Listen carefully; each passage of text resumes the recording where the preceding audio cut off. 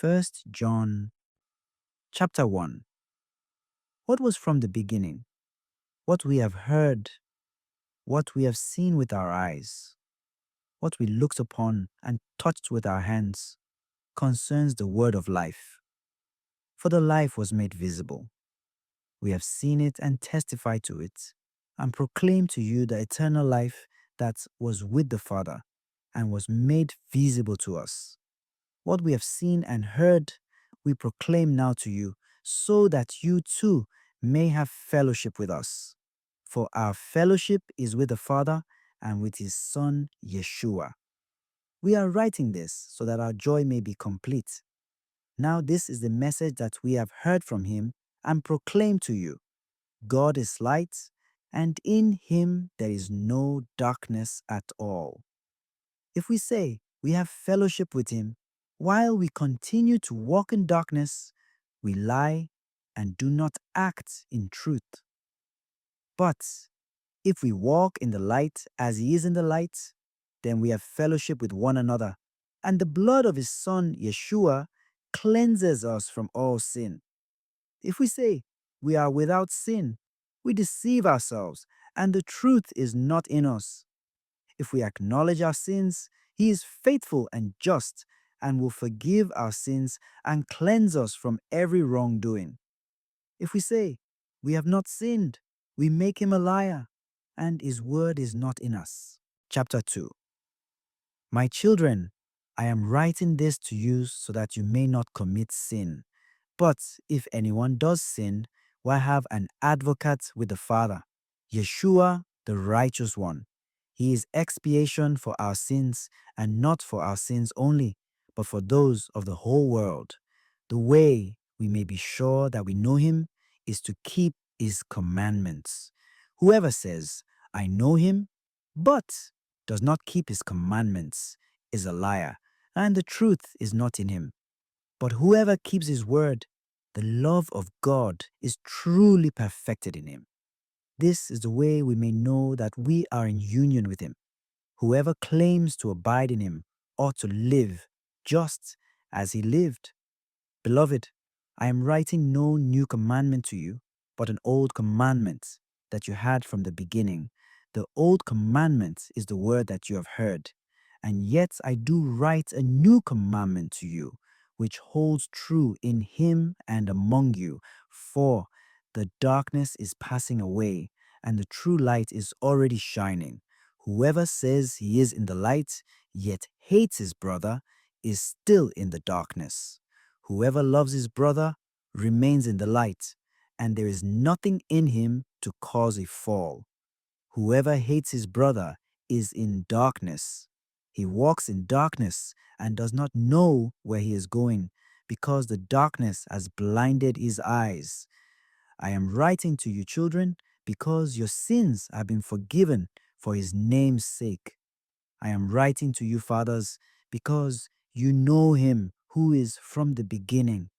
I am writing to you, young men, because you have conquered the evil one. I write to you, children, because you know the Father. I write to you, fathers, because you know him who is from the beginning. I write to you, young men, because you are strong, and the word of God remains in you, and you have conquered the evil one. Do not love the world or the things of the world. If anyone loves the world, the love of the Father is not in him. For all that is in the world, sensual lust, enticement for the eyes, and a pretentious life, is not from the Father, but is from the world. Yet the world and its enticement are passing away, but whoever does the will of God remains forever. Children, it is the last hour. And just as you heard that the Antichrist was coming, so now many Antichrists have appeared. Thus we know this is the last hour. They went out from us, but they were not really of our number. If they had been, they would have remained with us. Their desertion shows that none of them was of our number. But you have the anointing that comes from the Holy One, and you all have knowledge. I write to you not because you do not know the truth, but because you do, and because every lie is alien to the truth. Who is the liar?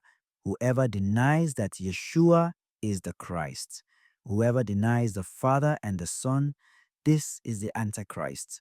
No one who denies the Son has the Father, but whoever confesses the Son has the Father as well. Let what you heard from the beginning remain in you. If what you heard from the beginning remains in you, then you will remain in the Son and in the Father. And this is the promise that He made us, eternal life. I write you these things about those who would deceive you. As for you, the anointing that you received from him remains in you, so that you do not need anyone to teach you, but his anointing teaches you about everything and is true and not false. Just as it taught you, remain in him. And now, children, remain in him, so that when he appears, we may have confidence and not be put to shame by him at his coming. If you consider that he is righteous, you also know that everyone who acts in righteousness is begotten by him. Chapter 3.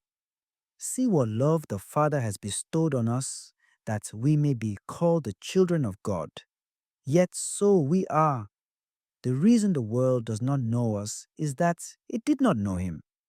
Beloved, we are God's children now. What we shall be has not yet been revealed. We do know that when it is revealed, we shall be like him, for we shall see him as he is. Everyone who has this hope based on him makes himself pure, as he is pure. Everyone who commits sin commits lawlessness, for sin is lawlessness. You know that he was revealed to take away sins, and in him there is no sin. No one who remains in him sins. No one who sins has seen him or known him. Children, let no one deceive you. The person who acts in righteousness is righteous, just as he is righteous. Whoever sins belongs to the devil, because the devil has sinned from the beginning. Indeed, the Son of God was revealed to destroy the works of the devil. No one who is begotten by God commits sin, because God's seed remains in him. He cannot sin because he is begotten by God. In this way, the children of God and the children of the devil are made plain. No one who fails to act in righteousness belongs to God, nor anyone who does not love his brother. For this is the message you have heard from the beginning. We should love one another, unlike Cain, who belonged to the evil one and slaughtered his brother. Why did he slaughter him? Because his own works were evil and those of his brother righteous. Do not be amazed, then, brothers, if the world hates you. We know that we have passed from death to life because we love our brothers. Whoever does not love remains in death. Everyone who hates his brother is a murderer. And you know that no murderer has eternal life remaining in him. The way we came to know love was that he laid down his life for us. So, we ought to lay down our lives for our brothers. If someone who has worldly means sees a brother in need and refuses him compassion, how can the love of God remain in him? Children, let us love not in word or speech, but in deed and truth. Now, this is how we shall know that we belong to the truth and reassure our hearts before Him in whatever our hearts condemn, for God is greater than our hearts and knows everything. Beloved, if our hearts do not condemn us, we have confidence in God and receive from Him whatever we ask because we keep His commandments and do what pleases Him. And His commandment is this: we should believe in the name of His Son, Yeshua, and love one another just as He commanded us. Those who keep His commandments remain in Him, and He in them. And the way we know that He remains in us is from the Spirit that He gave us. Chapter 4. Beloved, do not trust every spirit, but test the spirits to see whether they belong to God, because many false prophets have gone out into the world. This is how you can know the Spirit of God. Every spirit that acknowledges Yeshua come in the flesh belongs to God, and every spirit that does not acknowledge Yeshua does not belong to God. This is the spirit of the Antichrist that, as you heard, is to come, but in fact is already in the world. You belong to God, children, and you have conquered them, for the one who is in you is greater than the one who is in the world. They belong to the world. Accordingly, their teaching belongs to the world, and the world listens to them. We belong to God, and anyone who knows God listens to us, while anyone who does not belong to God refuses to hear us. This is how we know the spirit of truth and the spirit of deceit. Beloved, let us love one another, because love is of God. Everyone who loves is begotten by God and knows God. Whoever is without love does not know God, for God is love. In this way, the love of God was revealed to us. God sent his only Son into the world so that we might have life through him. In this is love, not that we have loved God, but that he loved us and sent his Son as expiation for our sins. Beloved, if God so loved us, we also must love one another. No one has ever seen God, yet if we love one another, God remains in us, and his love is brought to perfection in us. This is how we know that we remain in him, and he in us, that he has given us of his Spirit. Moreover, we have seen and testify that the Father sent his Son as Savior of the world. Whoever acknowledges that Yeshua is the Son of God, God remains in him and he in God. We have come to know and to believe in the love God has for us. God is love, and whoever remains in love remains in God and God in him. In this is love brought to perfection among us, that we have confidence on the day of judgment, because as he is, so are we in this world. There is no fear in love, but perfect love drives out fear, because fear has to do with punishment. And so, one who fears is not yet perfect in love. We love because he first loved us. If anyone says, I love God, but hates his brother, he is a liar. For whoever does not love a brother, whom he has seen, cannot love God, whom he has not seen. This is the commandment we have from him. Whoever loves God must also love his brother. Chapter 5.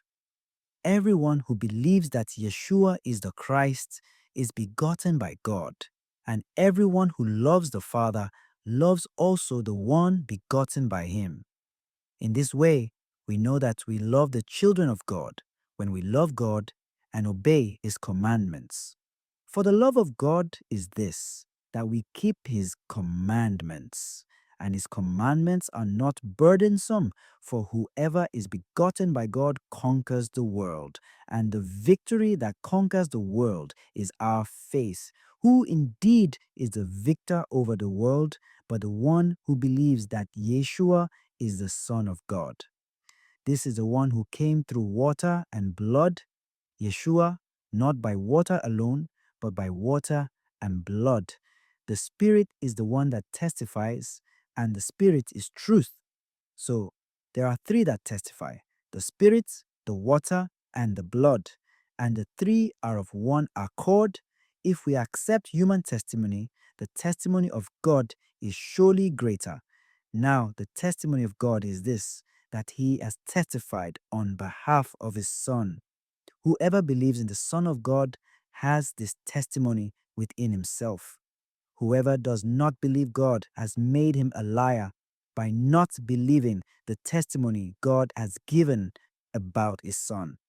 And this is a testimony. God gave us eternal life, and this life is in his Son.